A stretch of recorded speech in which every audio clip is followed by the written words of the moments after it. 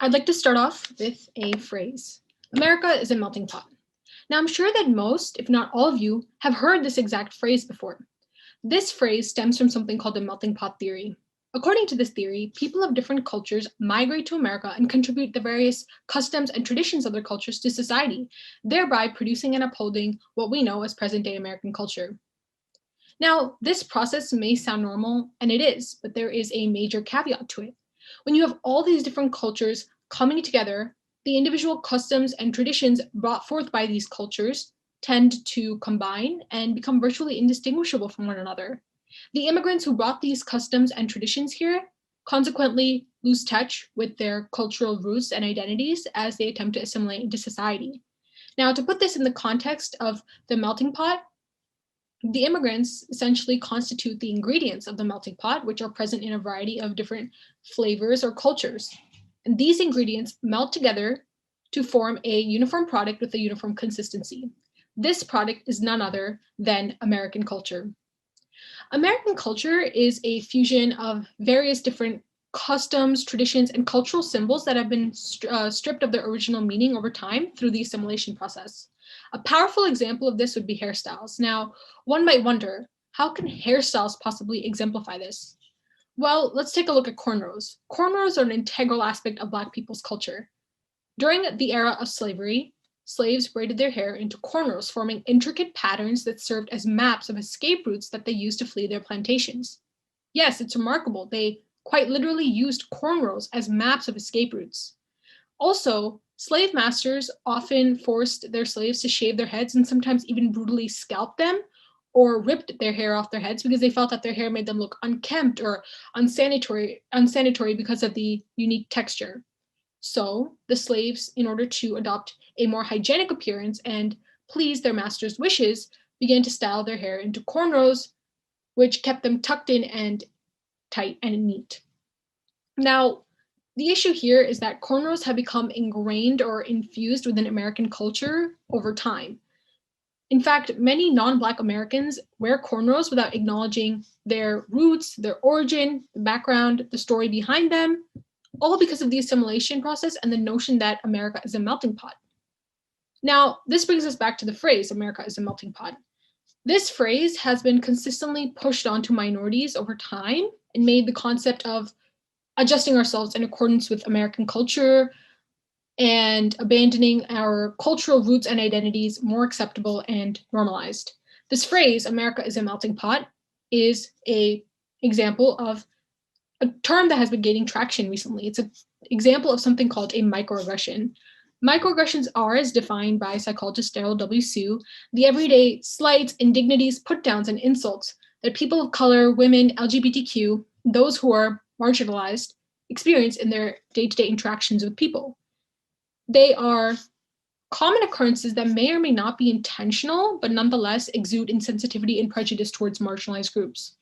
For instance, when a woman is constantly interrupted by her male coworkers at work, she's experiencing a gender microaggression. It's a minor occurrence, but it has a much deeper meaning to it. Another example would be when a Black man boards an elevator and encounters a white woman who defensively clutches her purse and shifts away in response. In this case, the man is experiencing a racial microaggression that stems from a harmful stereotype about Black people.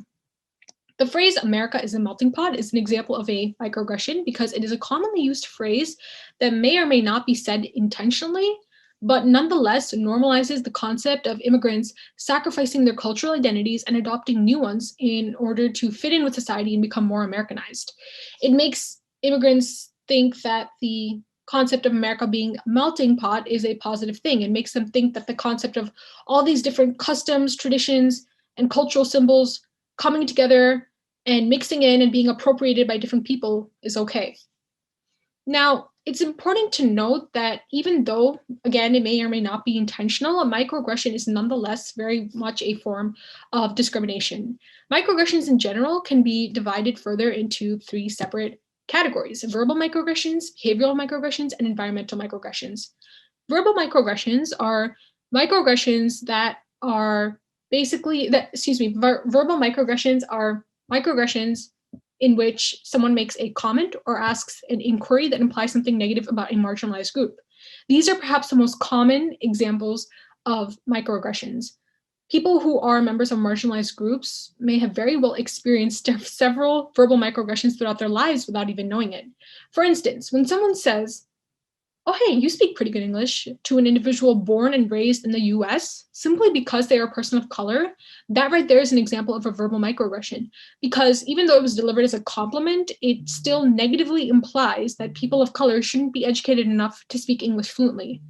Other examples of verbal microaggressions include telling a thin person to eat more food, which can obviously be very detrimental to their body image, asking a Black person why they're so loud and animated, which perpetuates a harmful stereotype about them, and stating that anyone in society can be successful as long as they work hard enough, which implies that people of color who tend to be at the lower end of the socioeconomic ladder are simply lazy and do not put in enough effort. Not that their race, their ethnicity, their background contributes to their socioeconomic struggles. The second example, as I mentioned, of microaggressions are behavioral microaggressions. Behavioral microaggressions occur when when someone behaves in a discriminatory way towards someone of a marginalized group. For example, when a waiter chooses to ignore his transgender customers and instead tends to his cisgender customers, that right there is a behavioral microaggression. Another example of a behavioral microaggression would be when a white store owner relentlessly follows his Black customer around to make sure that they're not shoplifting or stealing, which is rooted in a harmful stereotype about Black people that paints them as thugs or thieves. Yet another example would be when a white passenger asks his taxi cab driver to drive past a Black person waiting on the road and instead pick up another white passenger, which again is rooted in a harmful stereotype about Black people. Our third example of microaggressions is environmental microaggressions, which occur when there is subtle discrimination within the physical or social context of something. For example, when a college campus has all buildings named only after white figures and rather than people of color, that right there is an example of an environmental microaggression. Perhaps the most prevalent example of an environmental microaggression would be when there is a lack of representation of people of color in film and media. Now, when a television show or a film has an all-white cast and fails to encompass any people of color, that right there is an environmental microaggression. It can work the other way around as well. When there's a poor and inaccurate representation of people of color in film and media, one that perpetuates harmful, negative stereotypes about them, that is also an environmental microaggression. Now I could go on and expand on each of these categories, but the truth is I'm not sure when I would finish. Microaggressions are just so common and so normalized in society that we're often unable to recognize them. People who are members of marginalized groups, phrases that you deem as compliments or as reassuring, positive, and uplifting may not be either of those things, but rather microaggressions that target some aspect of your identity. For instance, when a white person says, "Oh, I don't see color," your first instinct might be to think, "Hey, that's a good thing, they're not racist."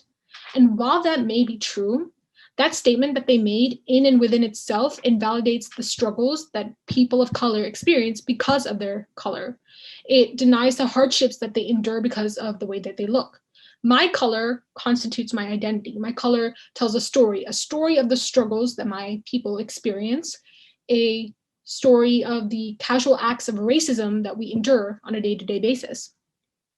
So when a white person tells me, "I don't see color," my first instinct is to think that they don't necessarily acknowledge my story. They don't necessarily acknowledge the struggles that my people face as South Asians, as brown people, and that they see my people as equal to their people and other people of color as equal to their people, even though it's not that way at all. And it won't be that way until major change is made in society. Speaking of my background as a South Asian woman, as a member of the South Asian community in general, I've experienced quite a number of microaggressions over time. For instance, a lot of people have asked me in the past, "So you're going to have an arranged marriage when you're older, right? Have your parents already found a guy for you?"